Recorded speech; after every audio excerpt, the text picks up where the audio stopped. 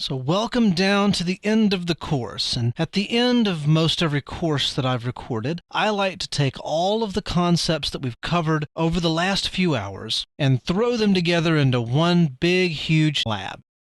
We are going to design a network for a company named Joe's Widgets. So I've built a little scenario here, and we're going just to walk through this scenario and build a network from beginning to end. I've also done a basic layout here in GNS3. Part of the verification phase of this will be to ensure that we can get from our client workstation out to the internet. And rather than trying to actually go out to the internet, because as we saw earlier in this lab, going from virtual to the real world sometimes doesn't work out the way we think it will, I have a machine out here. I'm going to assign it a static IP address, and I'm going to say that that's the internet. So if I can ping from the client out to the internet and see that the NAT happens here on the HQ router, we'll call that configuration objective done. So let's look at our little scenario. Joe owns a thriving widget company. He has opened 2 new locations, sales and research and development, and wants to connect them all with a wide area network. This network will need to be redundant and support the current user population with a small room for expansion. The headquarters has 150 users and contains the router for the corporate internet connection, which is all in one device here. Sales has 25 users, and research and development has 50 users.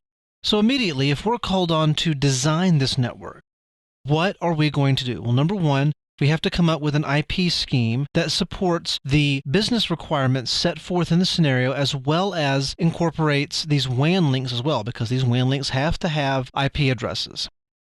Number two, we have to configure DHCP on all 3 routers.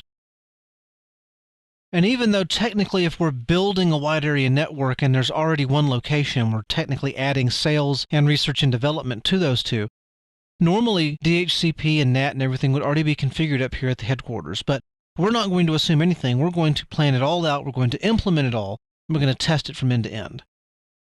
Config DHCP on all 3 routers. Number 3, ensure that routes are distributed as appropriate. This way you know that your users down here in the sales and research and development can get up to the HQ and can get out to the internet. Number 4, you have to configure NAT for the internet connection.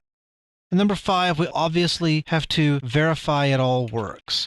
Now we'll probably be doing verification all along the way. As good network engineers, that's what we're paid to do. Verify that the IP scheme works. Config DHCP and make sure that it hands out addresses. Configure it and validate it all in one step. And that way, when you get to the very end and you're doing your end-to-end validation, you know that all the pieces work, so they should all work together from end to end. So this is what we're going to do. And now that we're done with this overview video, we'll jump right into developing an IP scheme, and we'll do that in the next video.